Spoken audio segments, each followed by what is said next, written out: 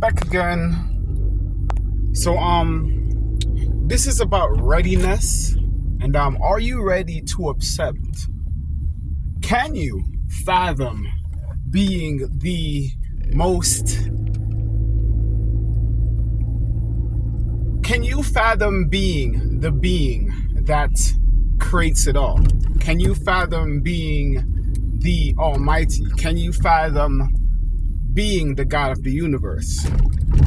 God became man so man could become God, Jesus. And Jesus is a state in which man wakes up to the full awareness that he is God. And you walk around this world sounding crazy. People are ready to take stones and stone you, which in modern day times, if you walk around saying that, people are ready to call you demons, they're ready to call you devil, you're possessed, you're this. But this is all, you should rejoice with all of these ridicules and these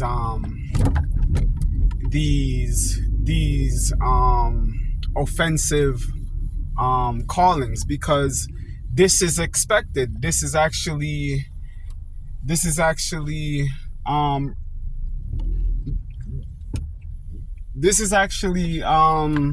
damn, what's the word I'm looking at?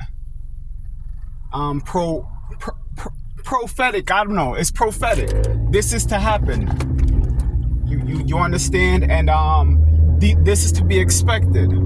I remember because most of the people operate as in 1 Samuel, I think it's around verse 8, where God wanted to rule over the people. The inner being wants to rule over you. The inner being wants to come out and say, yo, I am. You understand? But the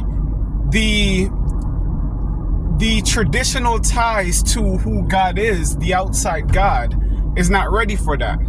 And in 1 Samuel verse 8, God wanted to rule over the people, but the people wanted a king. They wanted a king which they could see, that's on the outside.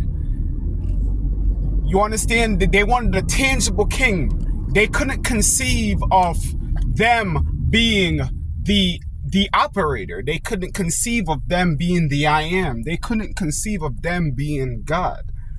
And in 1 Samuel verse 8, like around there, the people was like, I believe Samuel was like, yo, God was like, I want to rule over you guys. But they was like, no, we want Saul. And Samuel was like, yo, don't do this. You don't want that. If Saul becomes your king, he's going to heavily tax you. And this is what's meant in that Bible verse that Neville brings up. When a strong man defends his own house, he's great, he's good, he could defend it.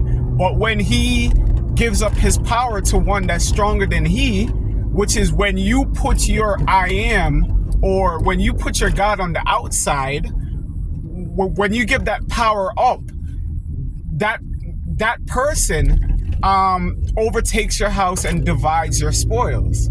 This is what's meant by that. And a lot of people, they can't conceive of themselves being God. That's too much of a heavy responsibility. And sometimes you got to understand that. And that's actually, that's prophesied in the Bible. And this is what's meant in 1 Samuel. God wanted to rule over the Israelites, but Israelites didn't want that God. They wanted a real king, like an outside being which they could go to and bring their problem to. You understand? A lot of people, they're not ready yet to accept that responsibility, that they are the I am, that they are God. And this is what God means by when he says, my name is I am, and that's my name forever and ever.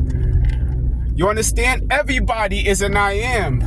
You could be male, female, it doesn't matter. If you're a conscious being, you're an I am, then therefore you make your world. You create your world. Everything is a result of your mental activity. And some people aren't ready for that. Matter of fact, mostly all people isn't ready for that. If you remember when Jesus told the group of people that were following him at the time, hey, nobody comes on to me unless my Father draws them on to me. In that realm of things, they understood what that means. Nobody comes on to me unless my inner being attracts them. And they were like, yo, this is... Nah, that's too much. They couldn't accept it. And most of them left. It was only Paul and them that stayed. And then Jesus looked at them and said, hey, are you going to leave too? And then Paul says, where are we going to go? You hold the words of truth. You understand? This is what's going on in the world today. And people can't